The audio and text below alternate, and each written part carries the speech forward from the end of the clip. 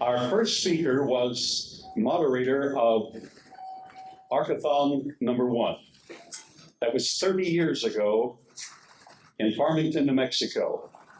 The Dean of American Ark Researchers and Ark Searchers, Errol Cummings, having actually climbed Mount Ararat 17 times, was honored in Farmington, New Mexico, as being the host of the first Ark-A-Thon. The man who moderated that entire program introduced Ed Davis to the American scene of researchers. Ed Davis in 1943 actually saw Noah's Ark. And in this first lecture, you're going to meet by proxy Ed Davis with a new video that was an interview by this first director, this first speaker. And that video is available today. But he's going to describe his encounter in personally attempting to find Noah's Ark. John, would you make your way to the speaker's table along with your wife? We've been waiting for John Morris. Let's give a hand to Dr. John Morris.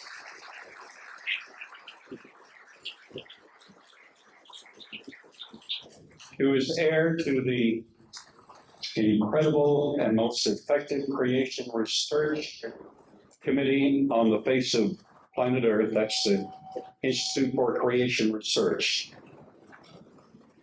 But back to our current speaker.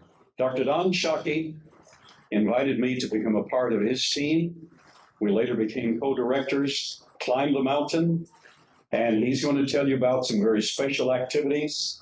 But I'd like for you to welcome the man who organized the first Ark-A-Thon and is the keynote speaker to set the tone for Ark-A-Thon 2. Would you welcome Dr. Don Shockey?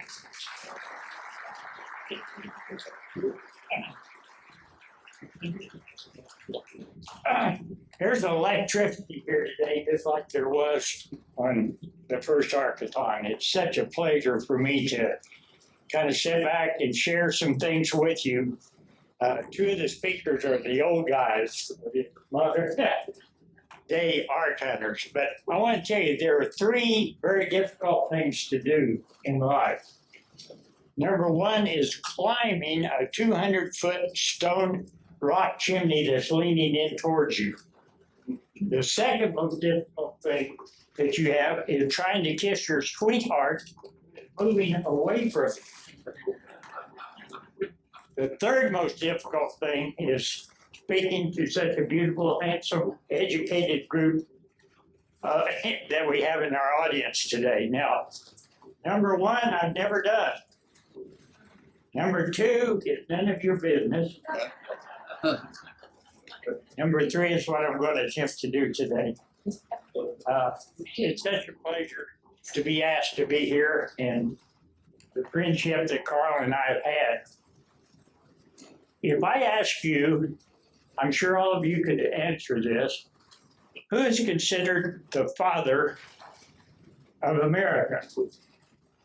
What would you say? George Washington.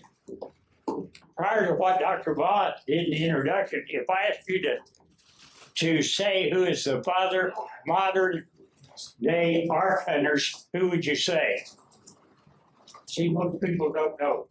We're going to let you know today, and Carl gave you a clue. It's Errol Cummings. The reason we had the first Ark-A-Thon, which is 30 years ago this month, is because Errol is considered the father of American Ark hunters. He was the first. He started, I'll give you a brief little history about Errol before we go on. He and his wife Violet, they were very instrumental in sharing research information about the reality of the Ark resting on Mount Ararat. He started his studies in the early 1940s, and he had read a magazine, Rosea, that told about some of the early expeditions and so forth, and he and his wife would spare no expense and go anywhere to find out if anybody had any information he was convicted when he read in the Bible that the ark came to rest on Mount Ararat. And Errol told me, he said, if the Bible says this got to be true. Don't you agree? You know, the Bible, I heard one guy said, you know, he said, the Bible says it, I believe it, that settles it. That's wrong. The Bible says it, that settles it. It doesn't make any difference what you believe. We want to be on board with what it is. Do you agree? It is not a myth. It's a reality. You're going to see some of the evidence that God has left for us and for believers. And as the ark was the saving vehicle for 8 people, Jesus Christ is our saving vessel today. You better get on board. Don't miss the boat. Errol Cummings, his name was E.A. Cummings, and he would never tell us what the A stood for. Finally, one day I found out. Real name, Earl Alert Cummings. And he just was so happy that his folks added that. So he started doing this. It was in the early 40s, he and his wife Violet, they lived in Farmington, New Mexico. That's the reason we held the first Ark-A-Thon there to honor Errol. And he and his wife wrote 2 major books. Noah's Ark, fact or fiction. And has anybody ever seen Noah's Ark? And then his wife, she didn't quite agree with some of Errol's, her husband's location, so she did a little pamphlet. It's called The Twin Peaks of Grotto to Noah's Ark. Additional information that we have. And a lot of these things that I'm going to show you I'm going to be given to the museum here on permanent display. This was written by Violet herself. Errol is the one that actually introduced James Irwin, the astronaut, to the search for Noah's Ark. I don't know if you all do that or not. James Irwin, he walked on the moon. He heard one of Errol Cummings' lectures, and Errol was a fascinating person to listen to. I think you'd agree, wouldn't you, Alfred? And Colonel Irwin was in the audience. He became captivated. Now, he was a fine Christian, went on later to start high flight, Colorado and so forth. And Errol told me, he said that Colonel Irwin said, if I can just go with you, I will carry your luggage if you allow me to go to Turkey and be with you when we climb Mount Ararat. Irwin was supposed to be one of our speakers in the first Ark-A-Thon in Farmington, and he had a heart attack just before it occurred and was unable to be there. You know, there's so much neat stuff we can talk about with Cummings, but I just want to give you a little history and stuff that you may not know. We had a roast. We roasted Errol Cummings. I had the privilege of helping in that. I remember one of the jokes, the stories they've told. Errol, and they love cats. Any cat lovers here today? He had 9 cats. He said he had 3 cats digging holes, 3 covering up, and 3 looking for new territory. That was Errol. And at the roast, fine Christian ark hunter from Florida, Al Jenny, had got a construction hard helmet and fixed it where it had an arrow that would swing on top and a big label that said, "Go for wood detector." I even presented that to Errol, and we had a lot of fun with it. And speaking, you'll be able to see on the film Ed Davis, in his own words, describe what he saw. So I'm not going to go into a lot of that, I'm going to try to give you some information you may not be aware of connected with the search for Noah's Ark and the Great Flood and so forth. I mentioned Gopherwood. I was attending here in Texas, in Irving, Texas, a professional seminar, which I came and we get recertified. I was an optometrist, and I do have a bachelor's degree in archaeology and anthropology. And I was there, and a man came up to me. He said, "Are you Dr. Shockey?" I said, "Yes."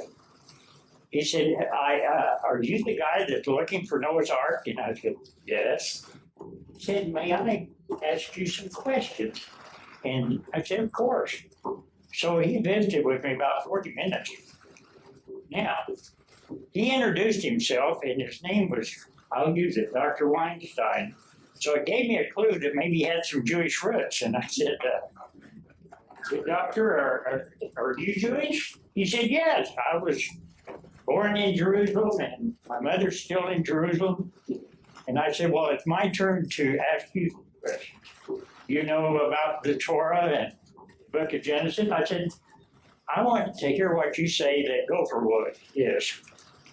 Now, if you look in the King James Version, Genesis 6, verse 14, I think, it said that God commanded Noah to build the ark of gopher.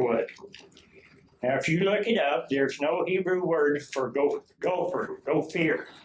So there's been a lot of people give their ideas. Some say it's probably cypress. You'll look at some of the newer translations, they'll say cypress. Maybe it's hard oak. Some say acacia because of the Ark of the Covenant. So I said, "Doctor," I said, "what is gopher wood to you? What's the meaning of it?" "Oh," he said, "I'll tell you." He said, "We have a particular tree that if you go and cut the bark, the cadmium layer, let the sap extrude from the cut, collect it, take it, and if you have two boards you want to splice together, spread it on your cliff and leave it overnight. It sets up so hard that the wood will break before the splice does." He said, "That's gopher wood." I thought, always thought probably it was some kind of a tree or something. And I said, I got thinking, I said, we don't have a ply tree, but we have plywood. Maybe gopher wood is a process, right? A laminated process. And you're going to hear Dr. Baugh expound on this later on this afternoon, and it's really something that's important. That's the first time that a laminated process has ever entered into it.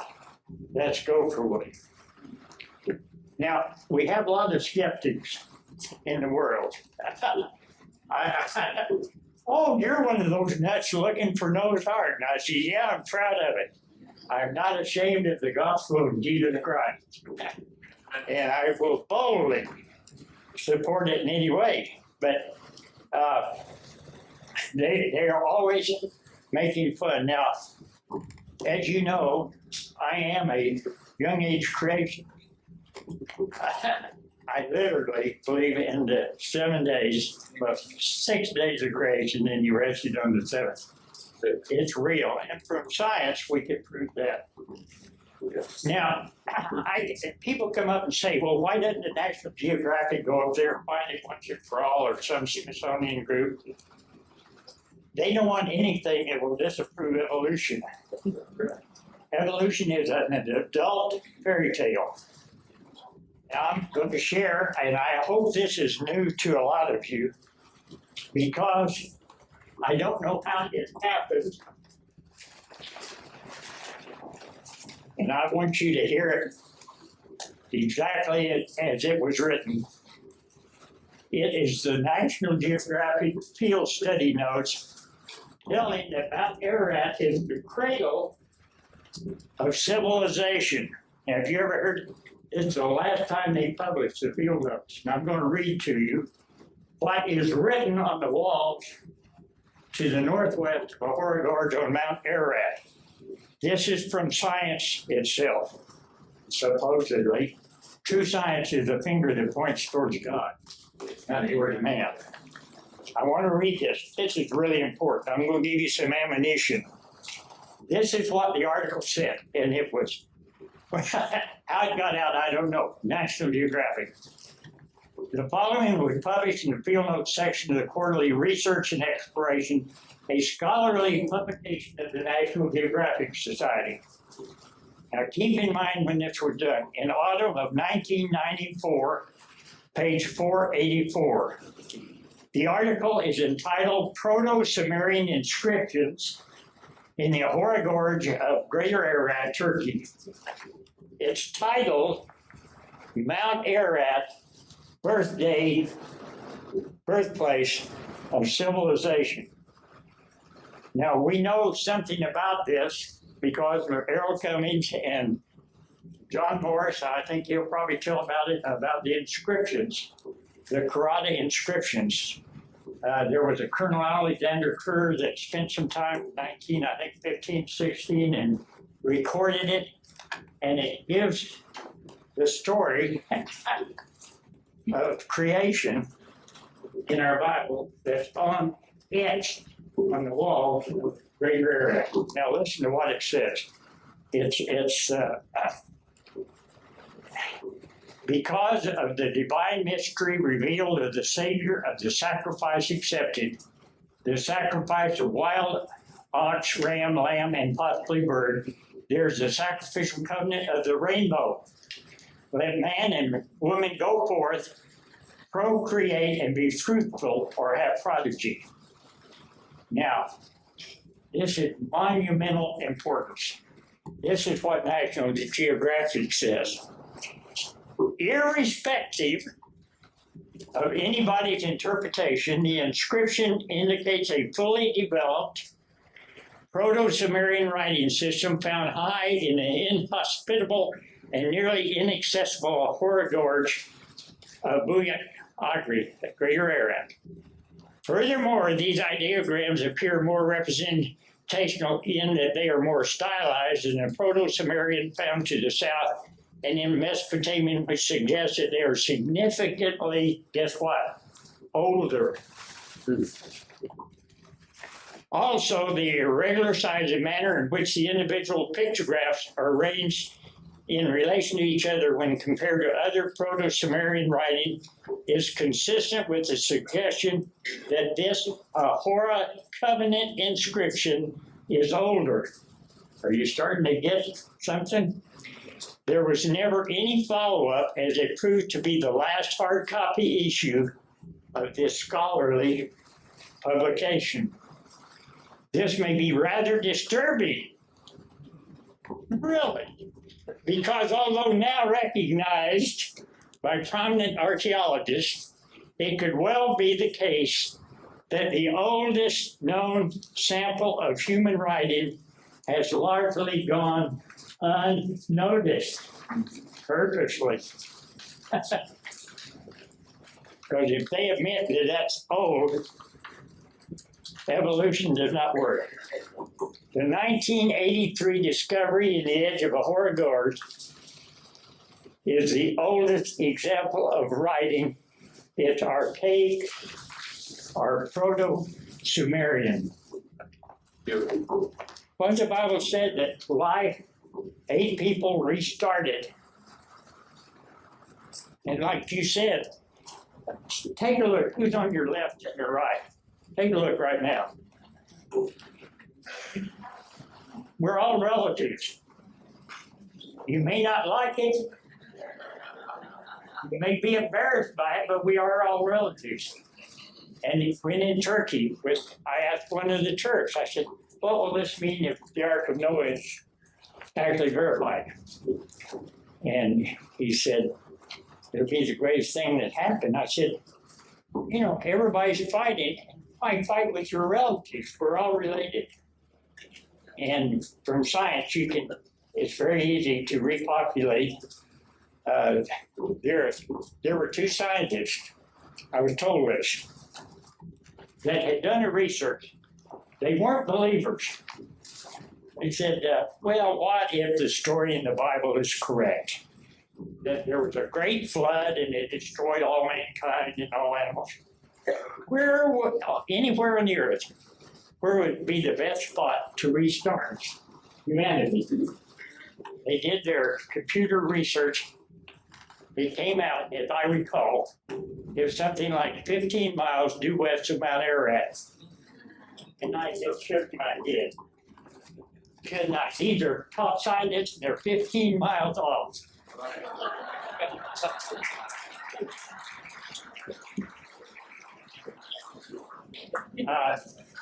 Now, here's something else.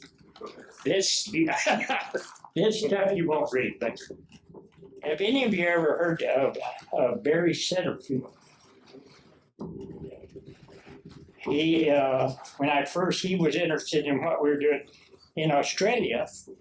He's the one who did all the research on the speed of light, which really shoots evolution in the foot, both feet.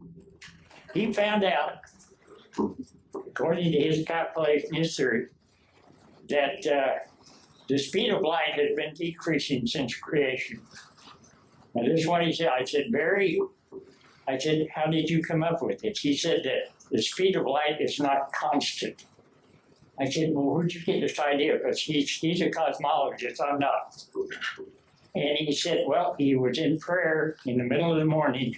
He said it until God spoke to me. He said, you're doing all this calculation. Why are you assuming that the speed of light is constant? It's not. This is what started him on this journey. He has more material, and going back on the measurements and instrumentation on the speed of light, he found that it has been quantized. It goes in jumps. And I said, Barry, I want to ask you a question. I said, I've always had a problem with the rainbow. I mean, my background is optics, and I know you can water a lawn and get the light right and get a rainbow, right? And I said, it's been here. I mean, that's one of the laws God gave us. But what about the big bow, the covenant that God had with Noah? And they would say, oh, well, the big one, that's different. Well, I don't see this. I think what he established is for us. And I said, I just had a hard time. This is what Barry called me when he had run his calculation on his computer, and he said, I know exactly now what happened. He said, originally, the speed of light was up to 10 million times faster than we measure it today. Magenta, sky, it was moving so fast, it moved out of the ability of a human retina to pick it up. It was there, you just couldn't see it. As the light got less and less speed towards what it came within the visible spectrum of the human retina. So when Noah got out and on the ark and looked up, and there was the rainbow that we see today. And I said, Barry, you have answered a question that's bothered me all my life. I know the Bible is correct, 100%. You can't pick and choose. It's real, and every word of it is inspired.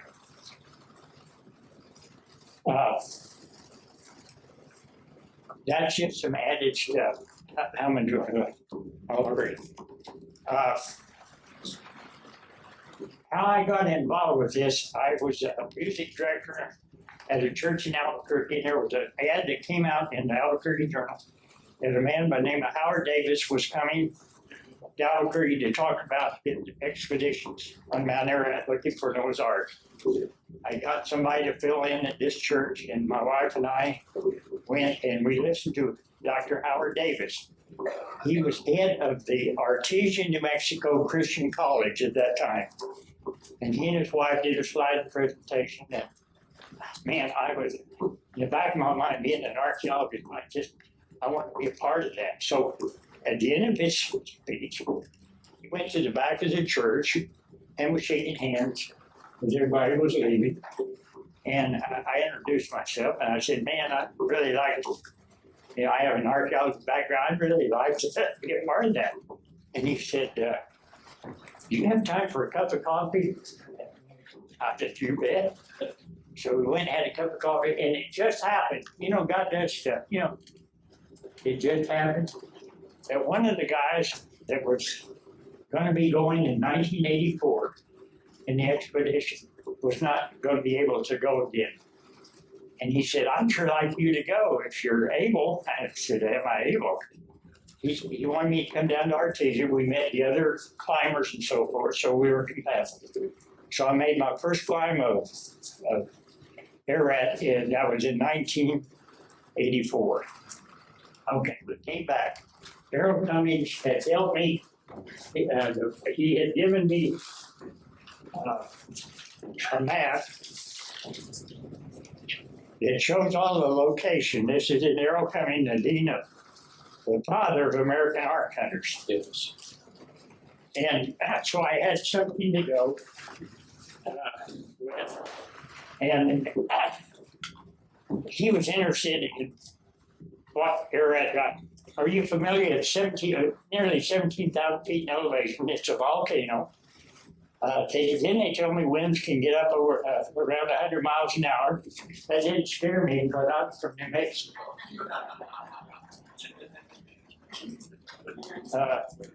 And temperature drops 40 below and other stuff. And you have to worry about the PKK killing you. And that's another story about I was nearly involved when they were attacked on the mountain in 85. I missed that, luckily. God had me break some ribs where I was able to go, or I would be up here dead and telling you, but I would have probably got myself in trouble. Anyway, it kind of tempered my enthusiasm for going. Anyway, ended up making the first climb. We didn't have any location to go. We were just searching up from the south side up. And any of you ever been to El Morro, New Mexico, where the early Spanish explorers, as they passed through, wrote their name? And so-and-so, Rodriguez passed here. I had gotten ahead of my group, and there was a big boulder. I don't know if it was pillow lava or not, but I had my eyes axed, and I scratched. Not that Don Shockey passed here like the Spanish. Don Shockey passed out here. And all of the things, the storms, I don't go into. Anyway, came back, and Errol, this set of binoculars he gave me, but I didn't have a set of binoculars to use. And I can see Mount Ararat in there right now. This has been on the mountain 17 times. This is one of the things that, Carl, will you come up here for a minute, please? I don't know where else you can get it.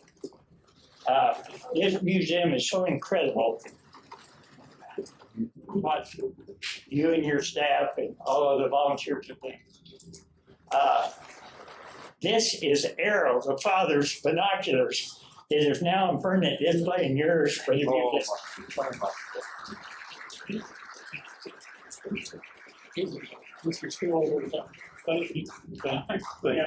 Stay here. I got something else. That's it. I can see the art.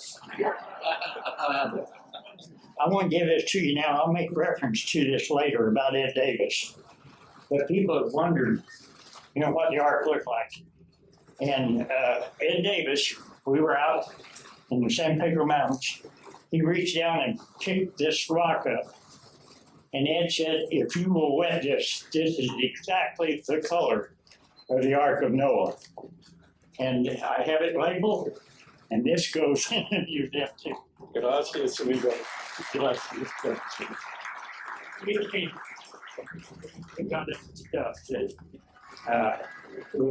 That's kind of how I got involved. But the main emphasis is on Ed Davis. There's nowhere else that you can go and have the opportunity to listen and hear Ed's story of what he saw.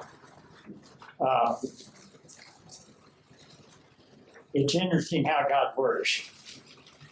It was on a Monday. I was going in my office. I took my first patient in the waiting room in, getting ready to do an exam. And I had on my wall of my office pictures of Mount Ararat, the trip.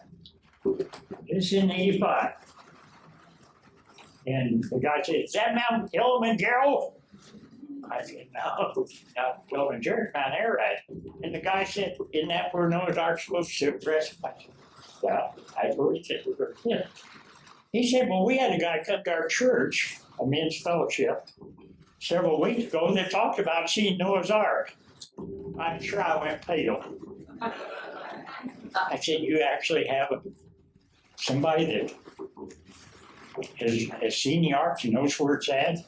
Because prior to this, all the research, everybody putting everything together and making up their own ideas where it's at. And I said, "Well, what's his name?" He said, "I don't know." I said, "I know the guy that brought it." He said, "Is it important?" I said, "Yeah, it's pretty important."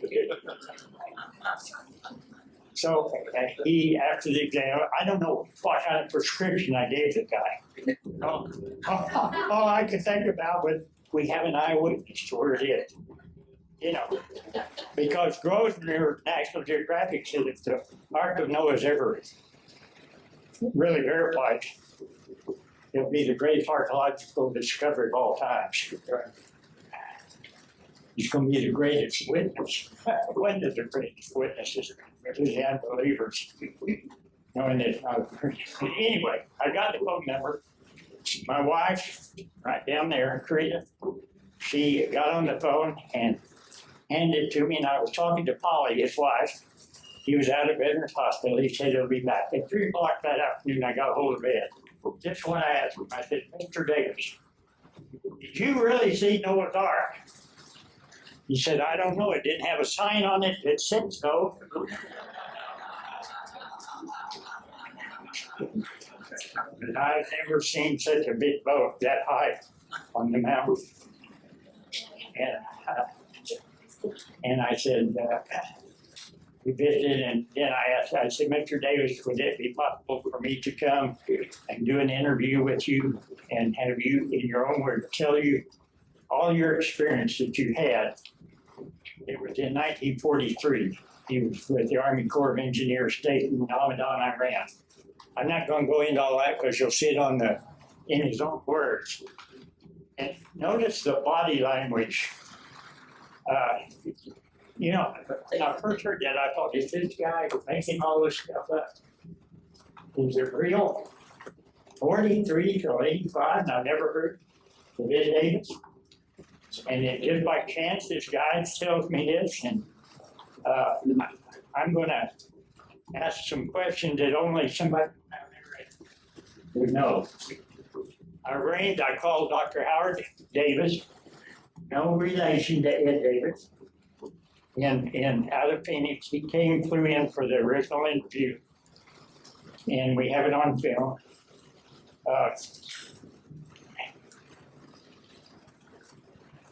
Ed was just more than willing to share this. I'm going to tell you this, because one of the questions that I had is, why was Ed Davis selected to go up on the mountain and see the Ark? Why? Ed asked me that question. He said, why would I have to do this? I'm a farrier. I'm going to tell you in just a moment. Ed worked at Sandia Base for a number of years. He was a farrier. Ed's mother, Ed, I said, well, where were you born? Ed said I was on a train somewhere between Texas and Oklahoma when I was born. I don't know exactly where. But Ed's mother was half Cherokee. His grandmother was a full-blooded Oklahoma Cherokee. His great-grandfather of Ed Davis was Jefferson Davis, president of the Southern Confederacy. They called him Chief. That's where he got his name. Anybody that really knew him, the Chief. And he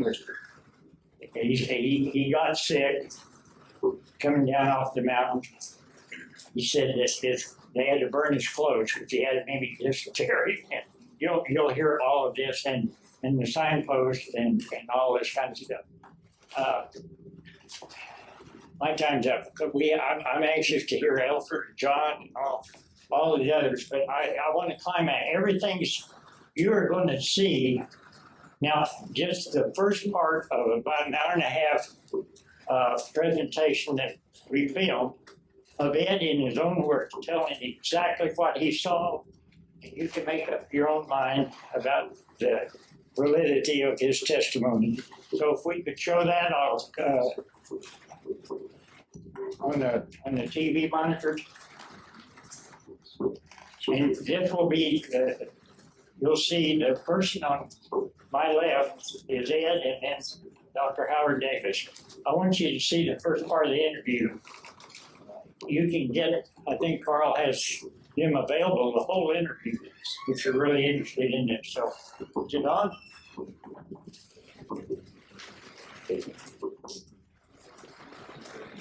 We'll let Ed speak for himself. Our computer people are arranging this. Don, you did a Dr. Shockey. Let's give a hand to the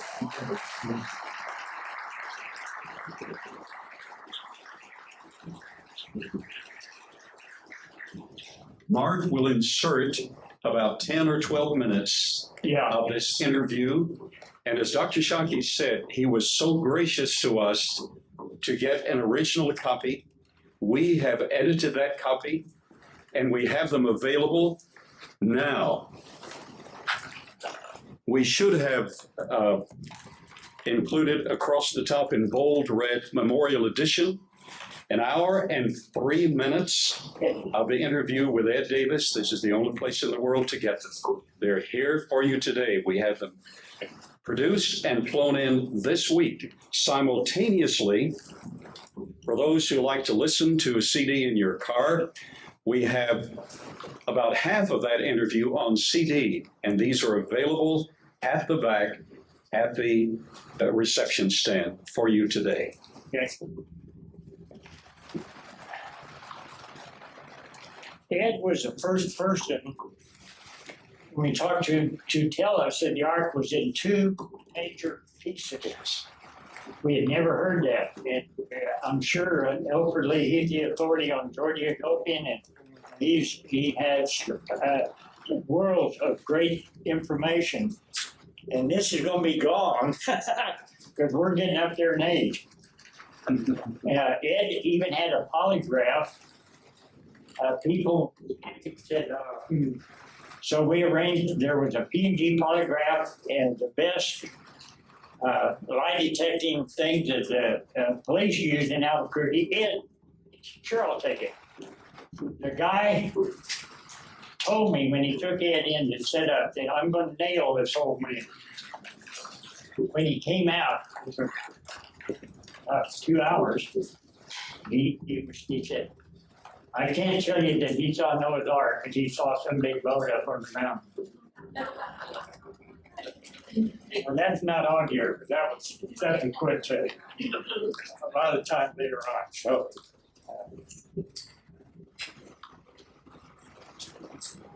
at the end of the session this afternoon, there will be Q&A. You'll be able to ask public questions of Dr. Shockey and all of the other speakers today. I'm just overwhelmed. And I can't believe that you have let the binoculars of the Dean of American Art Researchers with the Creation Evidence Museum. I'm overwhelmed, Dr. Shockey. You have a gem, a diamond, a witness that you have here in Glen Rose at this museum. Give Carl and his wife and everything. Why are you doing this? This is September 5th, 1960, Life magazine. This original, this is going to the museum. this is put out called Noah's Ark. Looked like for him, it's seen it around there, but it's like a paramecium. And a lot of the church claimed this is the Ark of Noah, and some American hunters, I won't mention, have claimed that this is the Ark of Noah. I took a metal detector, Fisher toolbox, and went all over this area. They claimed to find all kinds of stuff, metalworking. Now, there was metal on the Ark. Ed drew me a picture after this afternoon. I'll show you. He drew me pictures of two things he saw at a boss his house. Big stories. The guy that took Ed Davis up there. Oh, I got to tell. Anyway, this is a phone loading. I told you, I'd tell you why Ed would say, don't tell anybody till after I'm dead. He died. He made friends with the Boss family. They were building roads, the Army Corps of Engineers, into Germany, into Germany in World War II. And some of the drivers and his sons were driving trucks, they became friends. The church, like anything with my Stetson hat is built in Istanbul. I'm going with the everywhere cowboy boots up on Mount Ararat until we got to the ice. But he became friends with a man by the name of Boss. And he did something for his village. Now here's the story that Ed said, don't tell. Well, after I'm going. The water source into the village of Baugh had been, I guess probably from earthquake, boulders had stopped up the flow. They didn't have any water. Ed said, I'll take care of that. During the night, he did some midnight acquisition. He actually stole some dynamite the reserve of the Americans that were there, and he went and blew the barriers to this water source so they could get water back into this village.